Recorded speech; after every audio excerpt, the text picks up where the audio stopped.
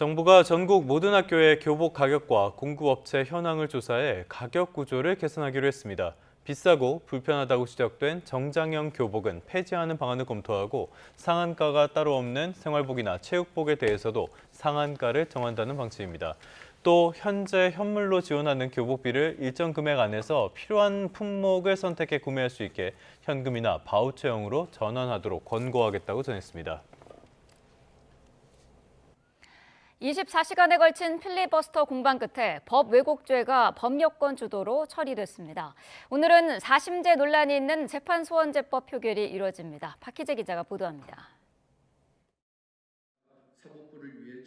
판검사가 잘못된 법령을 적용하면 처벌하는 내용을 담은 이른바 법 왜곡죄를 두고 여야는 24시간을 꽉 채워 찬반 토론을 벌였습니다.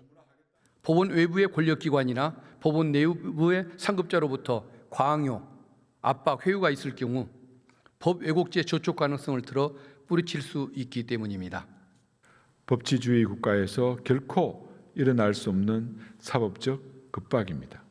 이러한 법안은 정치적 이슈가 되는 사안에서 법관의 소신 있는 재판을 가로막고 본회의장 밖에서도 입씨름은 이어졌습니다.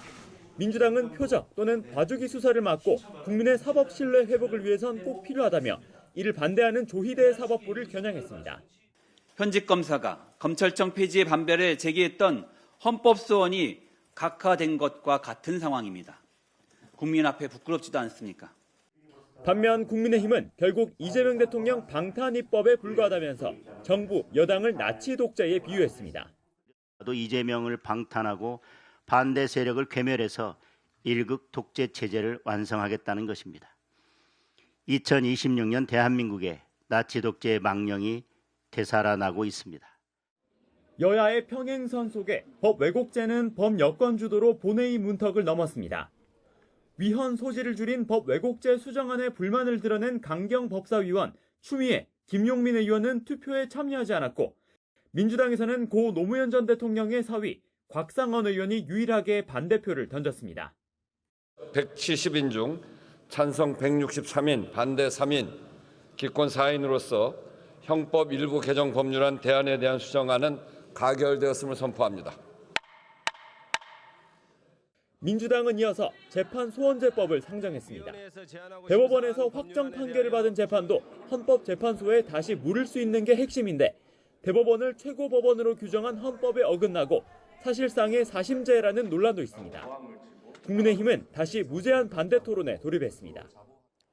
필리버스터 시작 24시간이 지나면 법 여권 의석수로 강제 종결할 수 있는 만큼 사법 3법은 토요일 저녁이면 모두 국회 문턱을 넘을 것으로 관측됩니다. YTN 박희재입니다. 네, 법 왜곡죄가 통과되면서 법원 안팎의 기류가 심상치 않습니다. 거듭된 우려에도 입법이 이뤄지자 일선 판사들 사이에서는 사직까지 고민한다는 목소리가 나옵니다. 권준수 기자가 보도합니다. 지난해 5월 대법원이 이재명 당시 민주당 대선 후보의 공직선거법 사건을 파기환송한 이후 여당을 중심으로 사법개혁 논의는 급물살을 탔습니다. 그 과정에서 대법원은 여러 차례 반대 입장을 내왔습니다. 법원장 회의에서 공개적인 우려를 표했고 지난해 12월엔 공청회를 개최해야 하며 사회 각계의 의견을 수렴하기도 했습니다. 법원 현장에선 이 같은 문제 제기가 충분히 반영되지 않은 채 입법이 강행됐다는 목소리가 이어지고 있습니다. YTN이 접촉한 한 현직 부장판사는 복잡하고 중대한 사건을 맡았을 때도 힘들다고 느낀 적이 없지만 사법제도 자체를 흔들려는 움직임을 보고 처음으로 사직을 고민하게 됐다고 말했습니다. 또 다른 현직 부장판사는 법원 내부 분위기가 심란하다며 법안의 필요성과 목적에 대한 공감대 형성이 부족했다고 지적했습니다. 법안 시행 이후 재판 운영에 혼선이 불가피할 거란 우려도 적지 않습니다. 이번에 통과된 법 왜곡죄 법안을 두고선 1심과 2심 그리고 3심의 판결이 다르면 결국 재판부 한 곳이 형사 책임을 지는 거냐는 의문이 제기됐습니다. 재판소원법에 대해서도 사회적 분쟁이 있으면 매듭을 지을 수 있어야 하는데 수사와 재판이 끊임없이 반복될 거란 비판이 나왔습니다. 대법관 증언과 상고제도 개편 역시 단계적 추진이 필요하다는 의견이 여전합니다. 단기간에 대법관을 대폭 늘릴 경우 이를 보조할 재판연구관까지 포함해 수십에서 수백 명의 판사를 추가 충원해야 하는 등 현실적인 부담이 만만치 않다는 겁니다. 사법개혁 입법이 본격화되면서 적잖은 진통이 예상되는 가운데 사법부가 어떤 후속 대응에 나설지 주목됩니다. YTN 권준수입니다. 쿠팡 INC 김범석 의장이 개인정보 유출 사태에 대해 처음으로 육성으로 사과를 했습니다. 실적 발표 컨퍼런스 콜에서 나온 발언인데요. 취재기자 연결해서 자세히 알아보겠습니다. 오동건 기자, 김범석 의장이 직접 사과한 건 이번이 처음이지요? 네, 그렇습니다. 김범석 의장은 쿠팡 실적 발표 컨퍼런스 콜에서 개인정보 유출 사태에 대해 공식 사과했습니다. 김 의장이 사태 발생 후 서면 입장문으로 사과를 한 적은 있지만 육성으로 사과를 한 것은 이번이 처음입니다. 직접 들어보시죠. First, I want to apologize again for the concern and inconvenience this has caused. 김 의장은 고객은 쿠팡이 존재하는 유일한 이유라고도 강조했습니다. 그러면서 고객의 신뢰를 얻기 위해 매일같이 최선을 다하고 있다며 쿠팡에 있어 고객의 기대에 부응하지 못하는 것보다 더 엄중한 일은 없다고 밝혔습니다. 하지만 유출 피해자의 대부분이 국내 소비자인 상황에서 컨퍼런스 콜을 활용해 영어로 사과한 것에 대한 평가는 엇갈릴 것으로 보입니다. 네, 김범석 의장의 사과는 오늘 발표한 실적과도 관련이 있을 텐데 실적은 어떻습니까? 네, 특히 지난해 4분기 실적이 크게 악화된 점이 눈에 띄고 있습니다.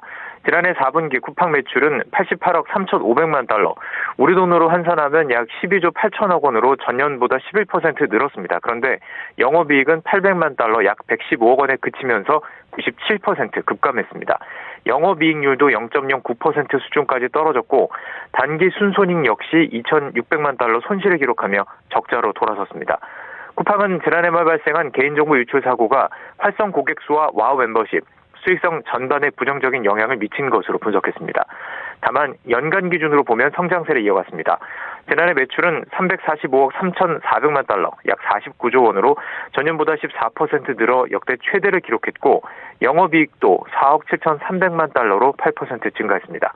지금까지 YTN 오동건입니다.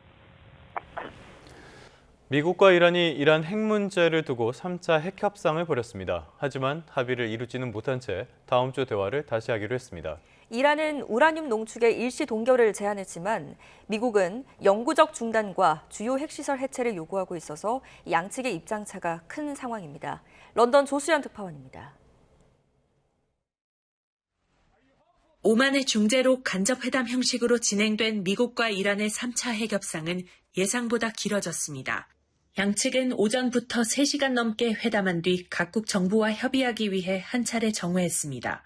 이후 오후에 다시 협상 테이블에 앉았지만 결국 합의를 이루지는 못했습니다. و خیلی جدی وارد عناصر یک توافق شدیم هم در حوزه هسته‌ای و هم در حوزه تحریم‌ها. 회담을 중재한 바드르 알 부사이디 오만 외무장관은 상당한 진전이 있었다고 밝혔지만 구체적인 내용은 공개하지 않았습니다. 양측 대표단은 각자 내부 협의를 거쳐 다음 주 오스트리아 빈에서 기술적 논의를 이어가기로 했습니다.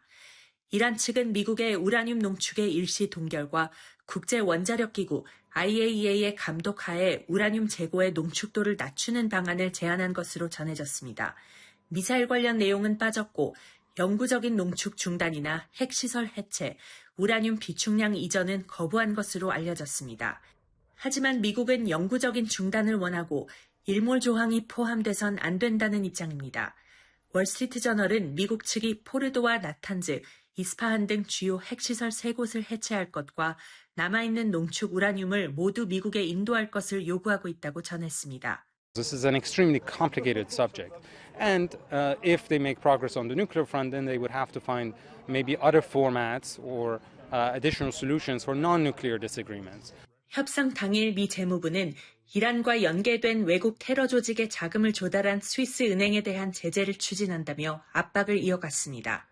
군사적 충돌 시나리오는 양측 모두의 부담이 큰 만큼 일단 대화를 이어가기로 뜻을 모은 것으로 보이지만 다음 주 협상까지 신경전이 지속될 전망입니다. 런던에서 YTN 조수연입니다. 북한이 최대 정치 행사인 노동당 당대회를 기념해 김정은 국무위원장이 참석한 가운데 열병식을 개최했습니다. 이번 열병식에는 무기가 등장하지 않은 점이 눈에 띄었는데요. 김 위원장은 핵무력 강화를 내세우며 해마다 핵무기 수를 늘려가겠다는 점을 강조했습니다. 홍선기 기자가 보도합니다. 백마탄 기마 부대부터 러시아 파병 부대, 그리고 길리슈트로 위장한 군인들까지 각 부대별 북한 군인들이 사열대 위에 김정은 국무위원장을 향해 격려하며 행진합니다. 북한이 노동당 제9차 대회를 기념해 마지막 날 열병식을 개최한 겁니다. 그런데 이번 열병식에서 눈에 띄는 점은 그동안 열병식마다 과시하던 대륙간 탄도미사일 등 무기들이 하나도 등장하지 않았다는 점입니다. 북한이 최근 10년 새 개최한 열병식 10여 차례 가운데 무기를 등장시키지 않은 건 이번이 처음인데 미국을 자극하지 않으려는 계산이 깔렸다는 분석입니다. 미국과 대화하지 못할 이유는 없다라고 얘기했기 때문에 미국과의 대화 가능성을 염두에 두고 그러지 않았는가 이렇게 봅니다. 김정은 위원장은 눈앞의 무기를 과시하는 대신 새 국방력 강화 5개년 계획 발표를 통해 핵무기 증강과 운용 확대 방침을 분명히 했습니다. 김 위원장은 해마다 핵 무력을 강화할 것이라며 핵무기 수를 늘리는 것뿐 아니라 핵무기 운용 수단과 공간도 다양화하겠다고 밝혔습니다. 또 해군 수상 및 수중 전력의 핵 무장화를 중심으로 하는 해군력 강화 의지도 피력했습니다. 이와 함께 인공지능을 활용한 무인 공격 무기와 인공위성이나 적의 지휘 체계를 마비시킬 전자전 무기 개발에도 박차를 가한다는 계획을 내놨습니다. 우리 군은 북한의 이번 열병식에 대해 분석 중이라며 특별한 반응을 내놓지는 않았습니다. YTN 홍선기입니다.